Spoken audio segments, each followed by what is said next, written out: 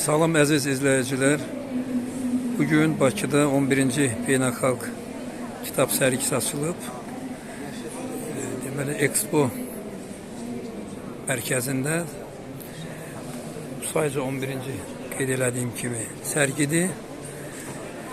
Azərbaycanın nəşriyyatları ilə yanaşı Avropa, Asiya, Amerika qitəsinin təmsilçiləri də burada var.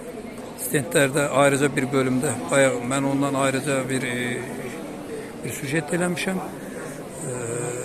Xarici ölkələrin təmsilçiləri üçün yarmarkanın bir hissəsi nəzərdə tutulub. Burada indi yerli nəşriyyatlardır, ali məktəblər və müxtəlif mərkəzlərin təmsilçiləridir. Burada görürsünüz. Çox maraqlı sərgidir. Çeşid həddindən artıq çoxdur və maraqlıdır. Kitab həvəskarları, ədəbiyyat həvəskarları arzu eləyərdim ki, məhz yolunu buradan salsınlar. Hazırda mən Tink nəşriyyatının müdirəsinin qarşısındayım. Burada da uşaqlar üçün maraqlı nəşrlər var. Baxın Osmanlı oxumağına. Gün ərzində bura adamlar axın gəlir. Artıq bir neçə saatdır sərgi gedir. İndi hazırda adamlar belə seyrəlib, adamların sayı azalıb. Amma ümumiyyətlə maraq deyərdim ki, yetərincədir. Kitablar həm sərgidə nümayiş olunur, həm də satılır. İndi gələcək ancaq fətələr, sonra ilə kəsrələr, sonra damlar. Burada uşaqlar üçün bir də göstərirəm. Kitablardır. Balacalar üçün. Maraqlı nəşrlərdir.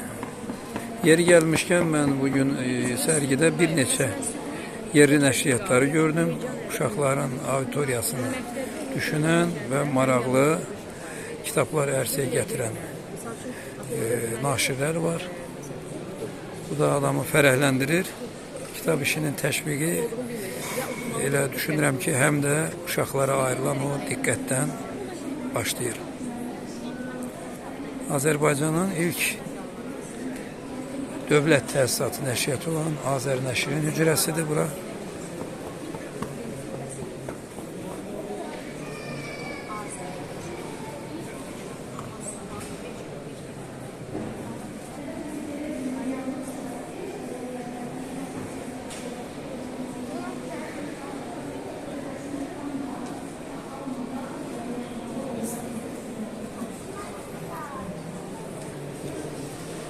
Və hamımızın yaxşı tanıdığı Kəramət Böyükçöl də buradadır. Öz kitablarını satır.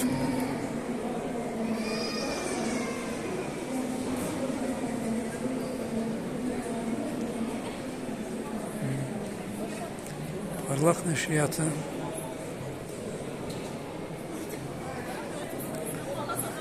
Altun kitab nəşriyyatı uzaqdan. Maşallah, sərgi salonunun mərkəzinin ərazisi o qədər böyük ki, bunun hamısını bir anda gəzib dolanmaq mümkün deyil. Ona görə mən qismən biraz fragmental göstərirəm.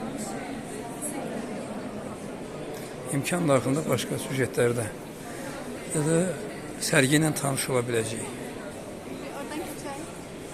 Növbəti görüşədək. Kanala abunə yazılmağı, bəyənməyi və təkliflərinizi bildirməyi unutmayacağınıza əminəm. Sağ olun.